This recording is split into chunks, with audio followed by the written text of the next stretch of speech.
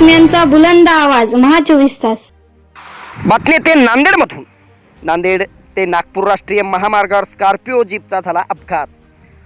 अर्धापूरकडून नांदेडकडे येणाऱ्या भरधाव वेगात असलेल्या स्कॉर्पिओने ट्रकला दिली धडक.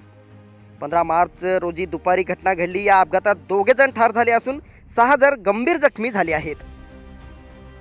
सर्व जखमींना पुढील उपचारासाठी रुग्णालयात दाखल करण्यात आले आहे. तर नांदेडपासून जवळच असलेल्या पिंपळगाव पाटीजवळ हा अपघाताची घटना घडली आहे.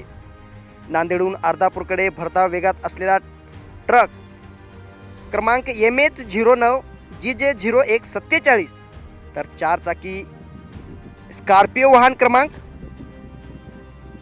MH26 AA7111 चालकाचा ताबा सुटल्याने सदर वाहनाने दुभाजक ओलांडून ट्रकला जबर धडक दिली आहे.